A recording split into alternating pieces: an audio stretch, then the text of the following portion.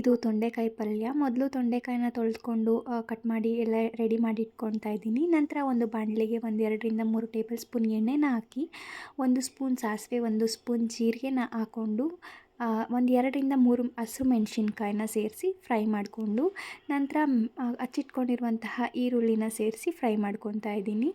ನಂತರ ತೊಂಡೆಕಾಯಿ ಏನು ನಾವು ಕಟ್ ಮಾಡಿ ಇಟ್ಕೊಂಡಿರ್ತೀವಿ ಆ ತೊಂಡೆಕಾಯಿನ ಸೇರಿಸಿ ಮತ್ತೆ ಒಂದು 3ರಿಂದ 4 ನಿಮಿಷ ಫ್ರೈ ಮಾಡಿ ರುಚಿಗೆ ತಕ್ಕಷ್ಟು ಉಪ್ಪನ್ನ ಹಾಕಬೇಕು. ಹಾಕ್ಕೊಂಡು ಮತ್ತೆ ಫ್ರೈ ಮಾಡ್ಕೊತಾ ಇದ್ದೀನಿ. ಲಾಸ್ಟಲ್ಲಿ ನಮಗೆ ಖಾರ ಇನ್ನೂ ಬೇಕು ಅಂದರೆ ಖಾರದ ಪುಡಿನ ಸೇರಿಸಿ ಸ್ವಲ್ಪ ನೀರನ್ನ ಹಾಕಿ ಲಿಡ್ನ ಕ್ಲೋಸ್ ಮಾಡಿ ಒಂದು 2ರಿಂದ 3 ನಿಮಿಷ ಬೇಯಿಸ್ಕೊಂಡ್ರೆ ತೊಂಡೆಕಾಯಿ ಪಲ್ಯ ರೆಡಿ ಆಗುತ್ತೆ. ಗ್ಯಾಸ್ ಸ್ಟವ್ನ ಆಫ್ ಮಾಡಿ ಲಾಸ್ಟಲ್ಲಿ ನಾವು ಕಾಯಿ ತುರಿನ ಸೇರಿಸ್ಕೊಂಡ್ರೆ ತೊಂಡೆಕಾಯಿ ಪಲ್ಯ ಸವಿಯಲು ರೆಡಿ ಆಗುತ್ತೆ. ಇದನ್ನು ನೀವು ಚಪಾತಿ, ದೋಸೆ ಯಾವುದ್ರ ಜೊತೆ ಕೂಡ ತಿನ್ನಬಹುದು.